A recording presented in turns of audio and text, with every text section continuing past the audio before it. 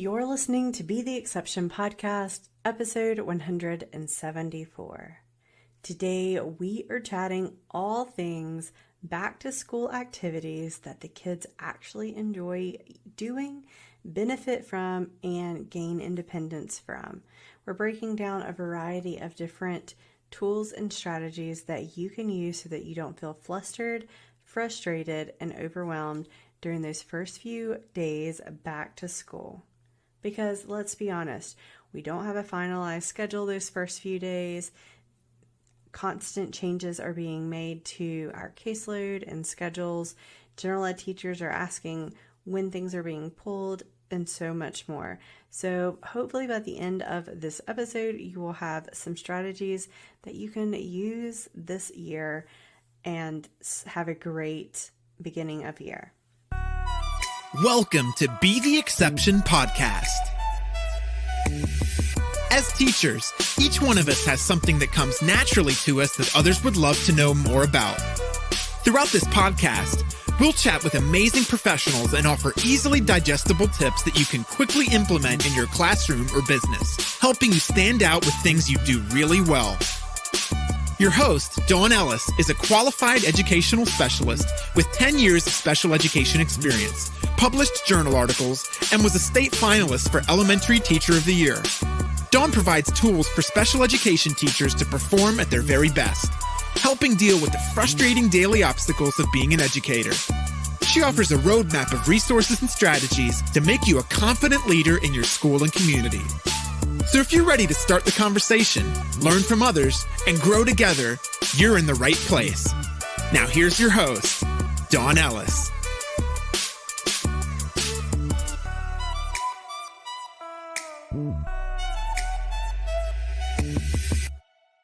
Hey there, welcome back to another episode of Be the Exception podcast. My name is Dawn Ellis. I am a special educator heading into my 15th year of teaching special education. This year I get the opportunity to work in a self-contained classroom with learners kindergarten through third grade. And it really is an exciting year. I feel like as this year starts, I feel more prepared and ready. Not to say there won't be hard days and challenges to arise, but today I thought we would talk about some engaging activities for those first 5 days of school as a self-contained teacher. Now, a lot of times it's crazy, chaotic. There's so many things coming and going. You're getting new kids. So I thought we would break down different tried and true activities that you could consider doing your first few days of school, but also incorporate how to make sure that we're using our paraprofessionals from the get-go in a self-contained classroom and have success all year long.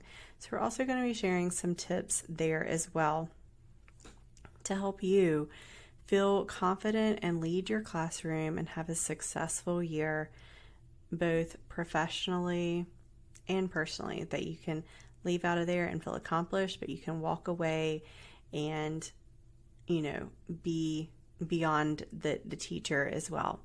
So I thought we would just kind of break it down because the first week of school, it is an exciting time for both teachers and students, and this includes self-contained special education classrooms.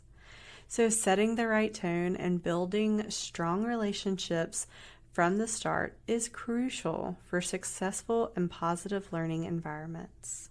So in this episode, we're going to explore 10 different engaging activities and strategies, as well as provide a lesson plan template designed to create a welcoming and inclusive atmosphere for those first 5 non-chaotic days of school.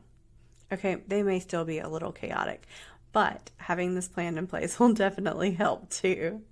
So on day 1, making sure we have some basic activities laid out for the learners to do once they arrive in the classrooms. Having time for circle time and having student introductions is really key for this first day. Have each student introduce themselves, share their interest in something unique about them. You could even create a wall of fame to display photos and different activities, fun facts that they learned or did over the summer in order to foster that sense of belonging. I know that the first day is so important also to kind of lay the foundation of the different parts of your room, and maybe just showing a few minutes of what is going to be done at each of those stations that you may have already set up.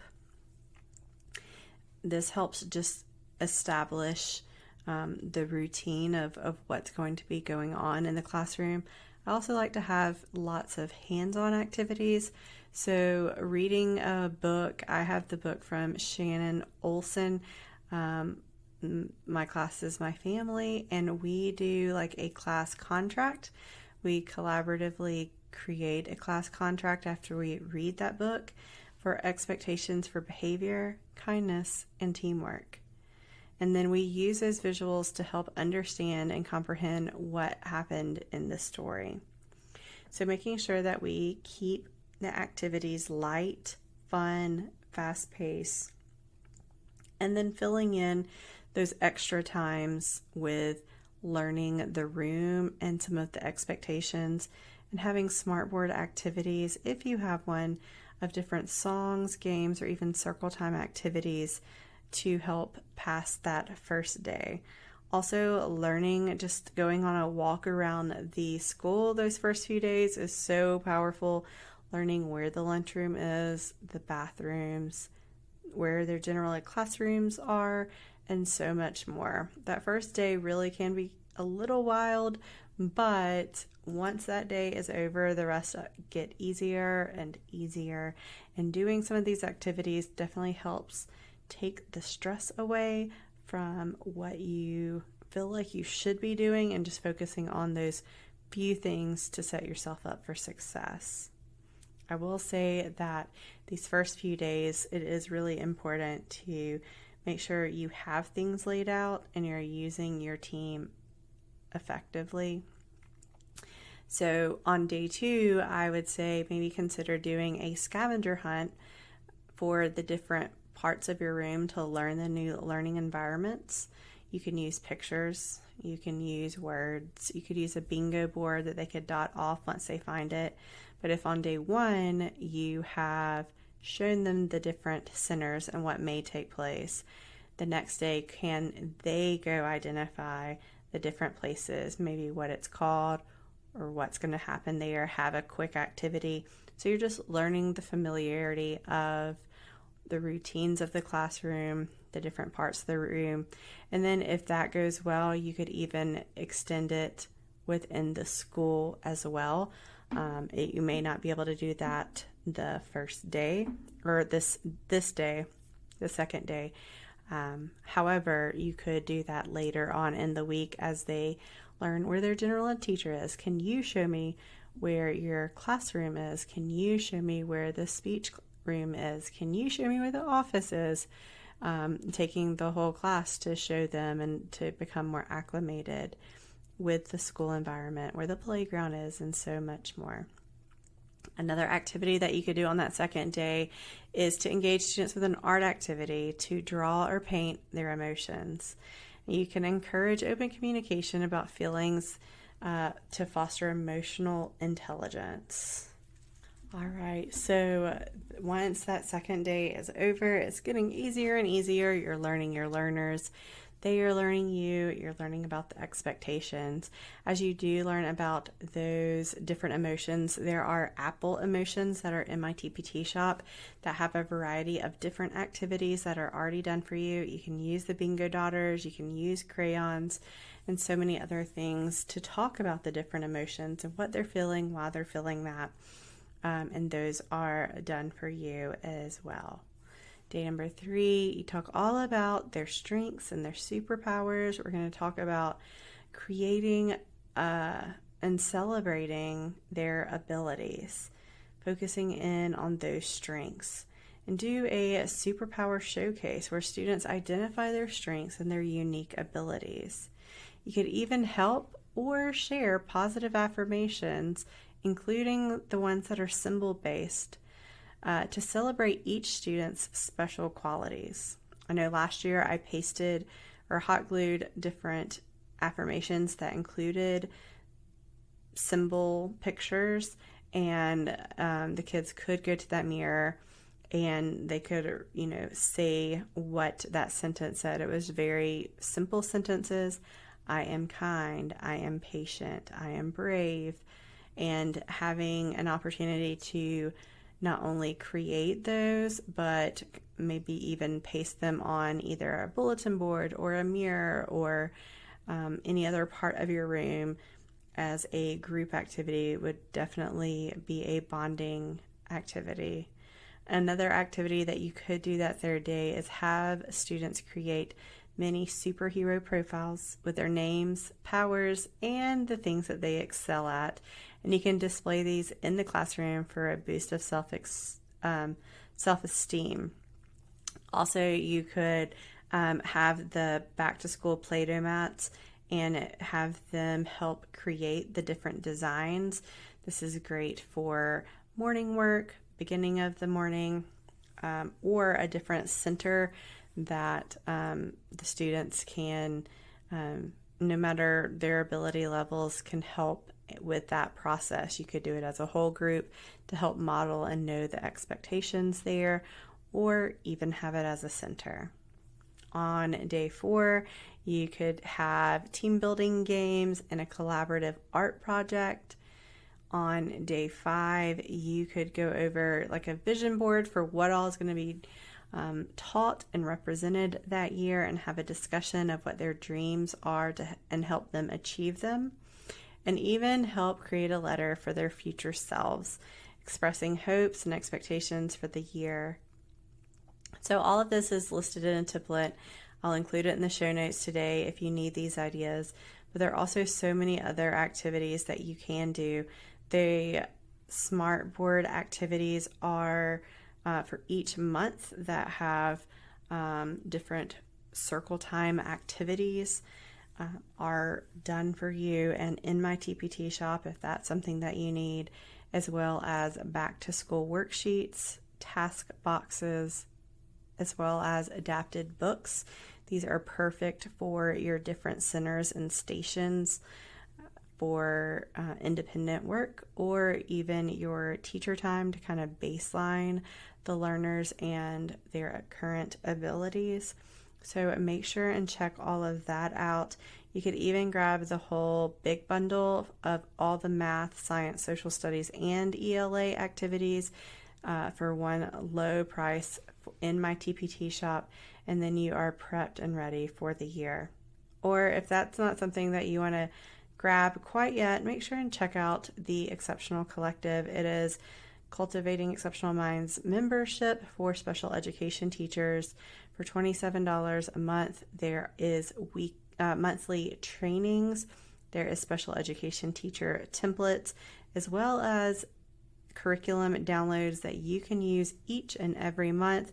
It is done for you, print and go, so that you can feel prepared and have the resources you need to meet all your learners' needs. Make sure and check that out at Cultivating Exceptional Minds / The Exceptional Collective. But as we kind of shift gears a little bit, so thinking about those first 5 days and making sure that we are using our paraprofessionals in a way that we find success each and every day, I think some of my favorite tips are to think about to collaborate and to communicate with them. We want to establish open lines of communication and foster a collaborative partnership between the special education teacher and the paraprofessionals. We want to regularly discuss the student's progress, goals, and any concerns. Effective communication ensures that everyone is on the same page and working towards the better outcome of each and every learner in our room. Tip number 2 is to clearly define the roles and expectations. We want to ensure that each member of the team, including paraprofessionals, understand their specific roles and responsibilities within the classroom. Clearly define expectations for their involvement in instruction, behavior support, and other areas. This leads to more cohesive and effective classroom environments. And if you need more tips here, make sure and check out the blog post that I have about paraprofessionals, just some tips to help get started with them, making sure that you have those expectations laid out. Heather from Full Sped Ahead also has a paraprofessional binder that is great. It's editable so that you can tweak it as you need to for your school, but it gives some great baselines, especially if you have a new team that you are working with. Tip number 3 is to provide training and professional development to your paraprofessionals. You want to provide that ongoing professional development and so that they have access to relevant workshops, courses, or resources to help them stay informed of best practices, strategies, and the latest developments in special education, just like you. Continuous learning is totally key in improving the quality of support for our students, for both yourself and your paraprofessionals. Tip number 4 is letting them help with the data collection and progress monitoring pieces that I feel like is always hanging over our heads as special education teachers.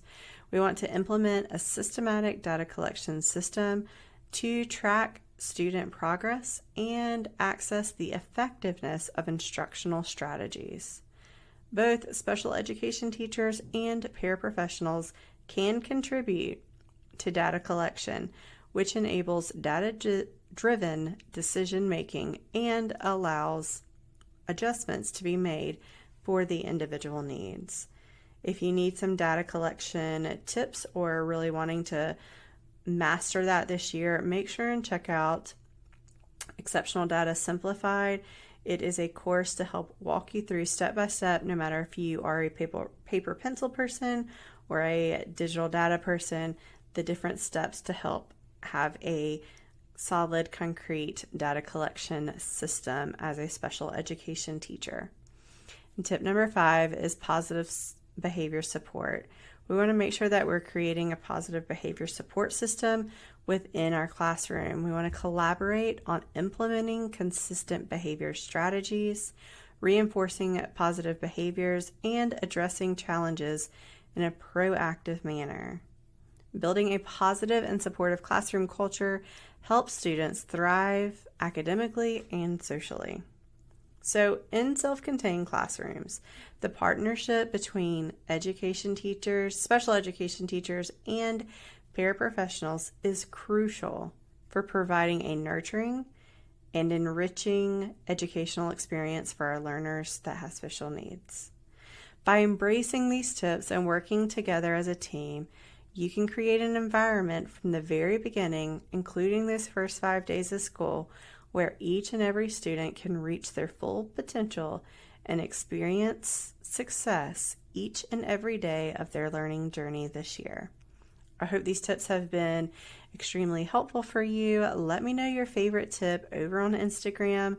Share and comment there, and even share out this podcast episode on your social media platforms, letting other special education teachers know about the podcast and the tips that are shared each and every week.